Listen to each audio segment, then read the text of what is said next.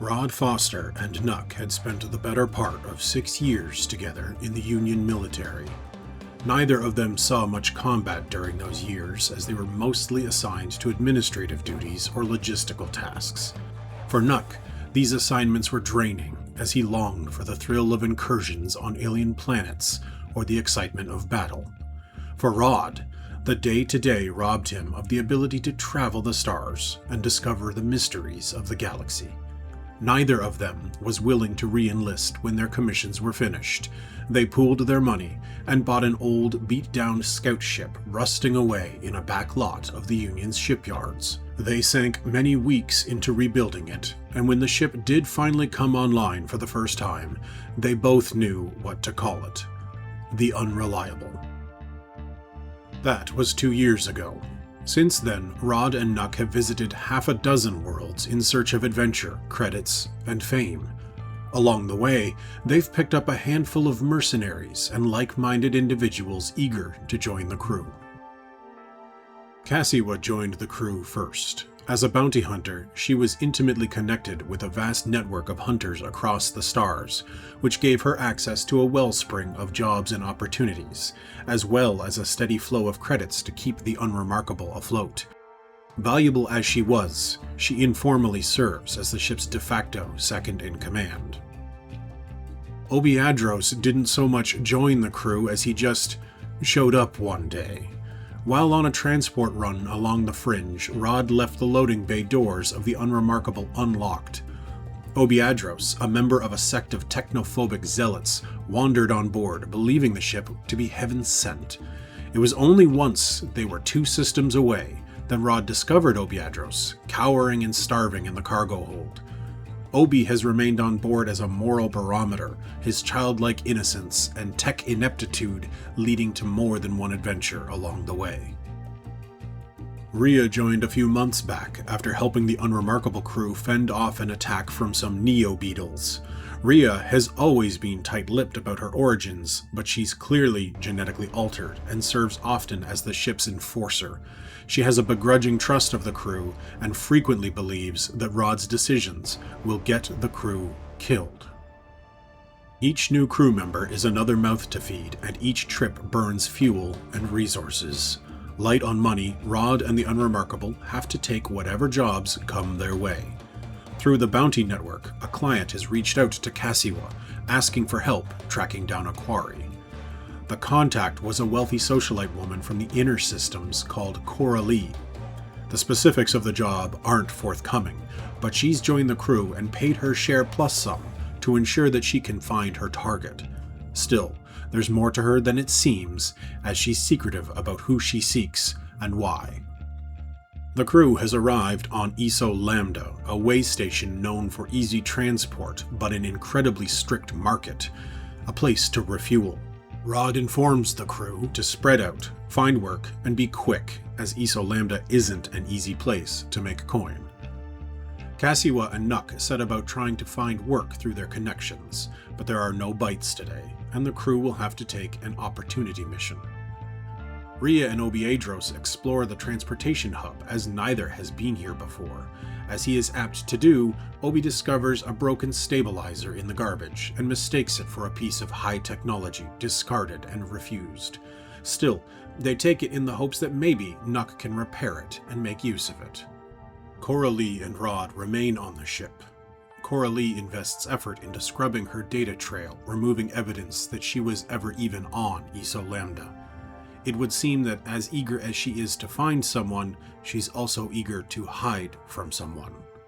Rod works on finding somewhere new for them to visit once they're done here, most of which he does in a light jog while on a cargo conveyance belt that Nuck has repurposed into a treadmill. With no prospects, the crew settles in to their opportunity mission. A cargo freighter heading to one of the fringe settlements has experienced some turbulence en route and has lost a crate. The pings put the crate a mile off the Eso Lambda hub. The job is simple: get the crate and bring it home. The crew elects to travel on foot to the site to preserve the Unreliable's fuel cache. Coralie stays behind. As Rod and the crew approach the site, there are signs that give them pause. The sandy terrain is disturbed. and near where the cargo element sits, there is a corpse. Somebody has already tried to recover this supply, and they have failed.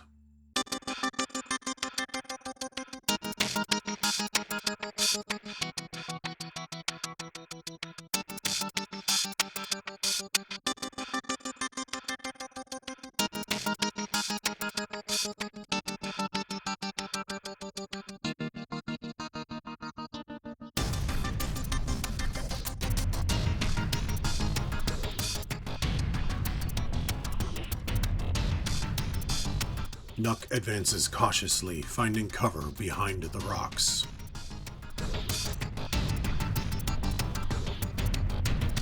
The supply crate is nearby. Rhea picks it up. The territorial Korgs charge forward furiously, hoping to make swift work of their new prey.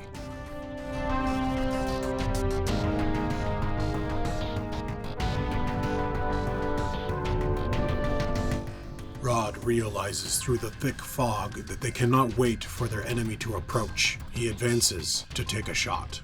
The beam pistol hits, but the Krorg's hide is too thick. Kasiwa follows Rod's lead, advancing through the fog to close the distance on their target. The shotgun barks a cone of shrapnel, but again the Krorg's hide proves too resilient. Once Obiedros is able to figure out which end of the rifle he's supposed to hold, he advances to take a position beside Rod. Again a hit, and again the Krorg survives. Nonetheless, the Krorg is becoming stunned.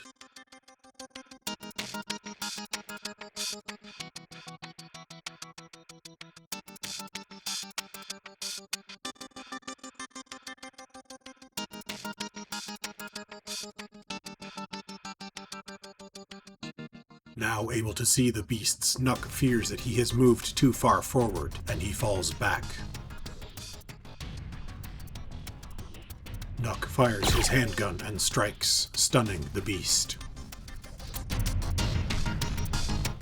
The Krorg can see the crew through the fog. Salivating, they advance.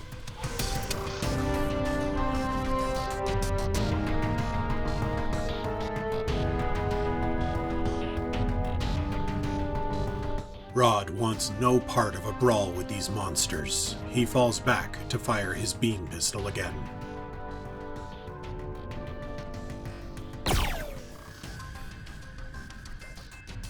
Again, a hit, and again, no damage. Kasiwa realizes her shotgun will be most effective against these monsters. She too falls back, unloading the weapon on them as they approach. The blast proves too much, and one of the beasts is killed.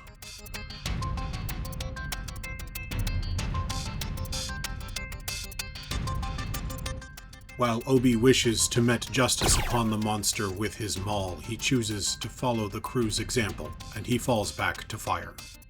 Again, the beast proves too resilient.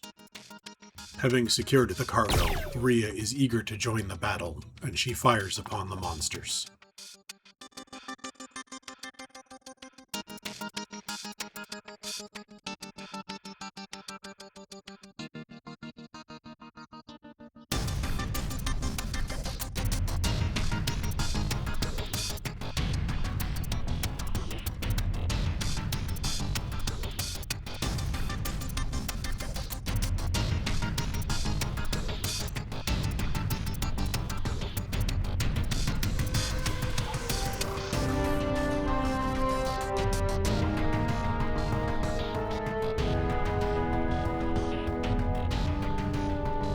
Enough of this, Kasiwa screams as she unloads her shotgun yet again at the monster. The final Krorg is stunned.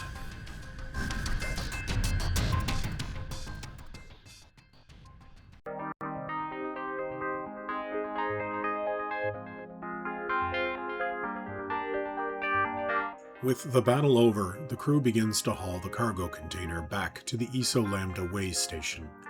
As they depart, Kasiwa takes an opportunity to examine the corpse by the crate. Some unlucky soul who'd tried to do the job and failed. They'd assumed he'd been mauled by the Krorgs, but as she looked closer, she saw the telltale sign of a blaster shot to the chest, tucked under his shirt. He'd been hit with a weapon, and someone had tried to cover it up. It was a clean shot, and it had killed him fast. A better fate than being mauled by Krorgs. Without a word, she knelt over the body and carefully removed his ID badge. Back at Eso Lambda, the employer revealed themselves to be the Kaza Zaibatsu. Rod knew the name well enough to know that the Zaibatsu didn't operate shipping lanes. Whatever was in that crate was too dangerous to involve the Eso Lambda law enforcement, which explained why they'd gone through alternative channels to recover it. The Zaibatsu expressed pleasure in the Unremarkable crew's performance and promised to reach out to them with future opportunities. Before leaving, the Zaibatsu rep offered a reward, a clingfire pistol, and a blast rifle. While both were broken, Nuck set eagerly about repairing them. Before heading back to the ship, Kasiwa checked in with the bounty boards. There, she found the identity of the man they'd found dead by the Zaibatsu crate. Not as a target, though. As a client. The man was a representative of Weber Security, bondsman for hire on the Fringe. Kasiwa had worked with them before. She excused herself from the group and reported in to the Weber security rep local to Eso Lambda. He was disheartened to hear one of their agents was dead, but was appreciative of Kasiwa bringing the information forward. Back on the ship, Rod caught up with Coralie. She was seated at a computer terminal, scrolling through a digital Rolodex of names and faces, looking for someone. "Find him yet?" Rod asked. Coralie didn't respond, but kept swiping, caught in the repetition of the motion. After a few more flippant passes, she sighed and leaned back. "No, not yet. I shan't find them this way, I think." "It'd be a hell of a lot easier if you just told us who you were looking for," Rod offered. Coralie smiled, stood, and made for the door. "Yes, I suppose it would, Captain. Good night."